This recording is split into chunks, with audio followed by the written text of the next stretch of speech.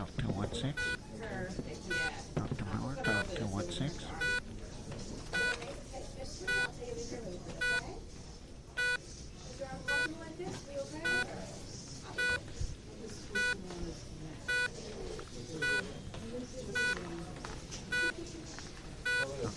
I'm really sorry for this over-dramatic intro. I'm perfectly fine, there's absolutely nothing to worry about. This hospital is my accommodation for tonight. Recently I came in touch with Deep Banerjee from Indian Roadie. I run a forum, an online forum called Indian Roadie and Backpacking India on Road.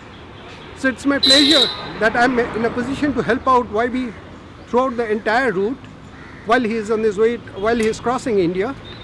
And I've been doing it for many people. So I'm looking forward to more expatriates coming to India, traveling India by road, which turns out to be very convenient for everybody. He's helping to get me all around Bangladesh, and a friend of his is the director of this hospital, and he was willing to host me for tonight. So I had some crazy places where I stayed during this trip. Bunkers, I slept outside in the tents. This one is definitely top 5. This morning I woke up early to pick up the camera from the Canon guys. It was broken, and luckily the guys, nice guys from Canon could help me, and I'm very happy that I have such a strong brand behind me, because they have offices all around the world. And yeah, they were very happy to do something for me, and I got a they changed the outer lens something, and circuit board inside, and yeah, it feels almost like brand new, so thank you guys. Then I need to wait until 4 p.m. to pick up the visa for Myanmar, and after that I finally could leave and set off on the journey. So from this place the long road trip to Northeast India will start. I have to drive all around Bangladesh now, and it will take me approximately 10 days, and I got a few days left in case of anything goes wrong, and I'm sure there will be some delay, but it's promised to be like a seriously beautiful trip, so I'm looking forward to it. I'm still looking for a host during the location, so if you know somebody, please plug me in project.com and offer me some energy.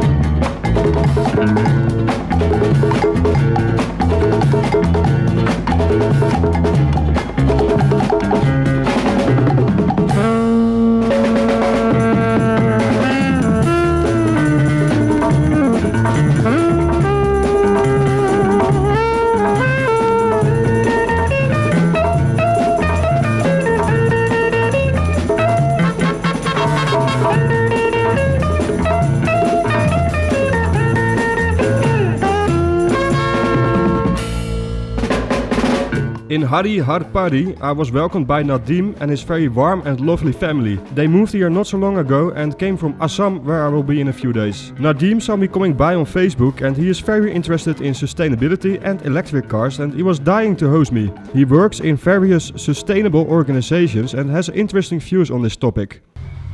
See, as we are also called as the man is a social animal, right? We are all a part of nature. We are not about from nature. So basically, sustainability, that's the most important thing that is required in every man's life. You know, that's how we can give back to nature.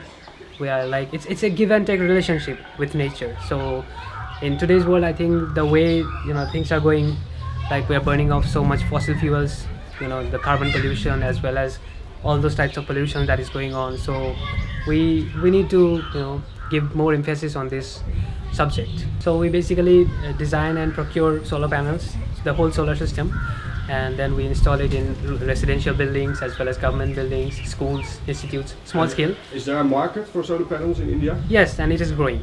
Yes, yes. Because you see, even in villages, even in our place, it's you can see you have felt the electricity problem, right?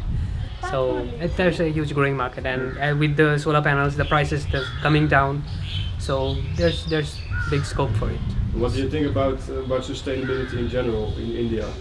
Are people sustainable? In India, yes, there are different ways. I mean, you cannot say that it's 100% sustainable, and you cannot say that it's not sustainable. Especially in the rural areas, the people they have this affinity towards nature. Okay, so they do not try to harm anything. Like we believe in the policy of live and let live, right? So in India, but in cities you can again see many people, my own generation, yeah.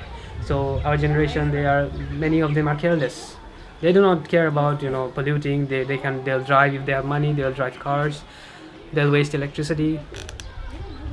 But still, if I walk around here on the streets, I see like a lot of waste, especially on the streets. Yes. Regarding that, we have a big problem with waste disposal in India, in many parts of India, even in the cities.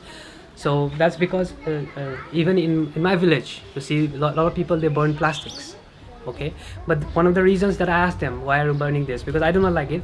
They say that if we do not burn it, we do not have a specific system to dispose of the plastics. So even if they do not want to burn it, but how will we get rid of the plastics? So that's one of the reasons, because we do not have specific disposal or recycling centers. So I'm actually planning to in this year I'll start something regarding that waste disposal.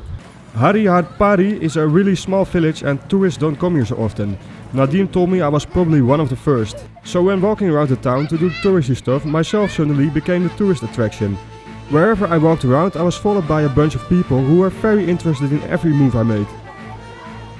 The vibe in the village is very relaxed. Like everywhere in India, life is on the streets and you see youngsters amusing themselves with cricket, a game which I still don't understand.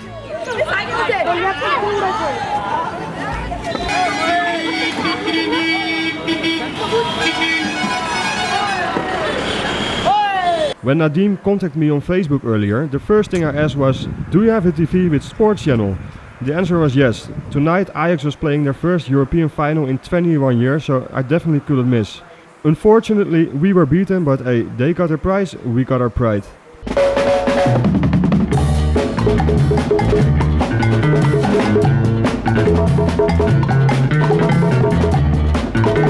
This morning I woke up with a little bit of a football hangover. We lost, but what can you do, and can't complain if you look around what's here.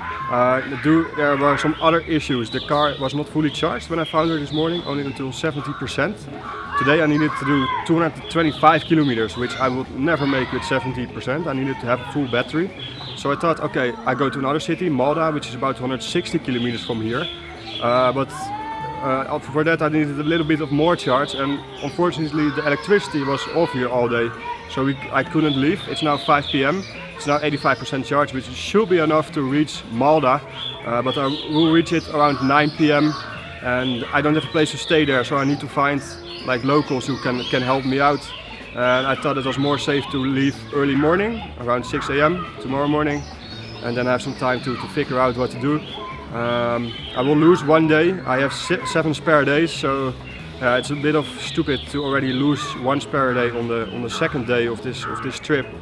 I was in very good hands, and Rosie's cooking skills are excellent. The Indian cuisine is too, and with every meal I discover new things. Okay, the staple diet is rice. People in India eat rice, and accompanied with some vegetables and lentils. We call it as dal, as well as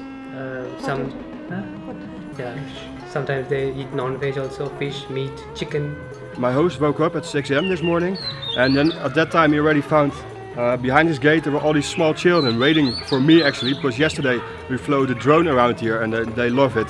So all the morning they have been waiting until I woke up and so I can fly with my drone again. And so I took it for a flight a couple of times today to make them happy, and they love it. It's so nice to see those sparkling in their eyes when it flies around here.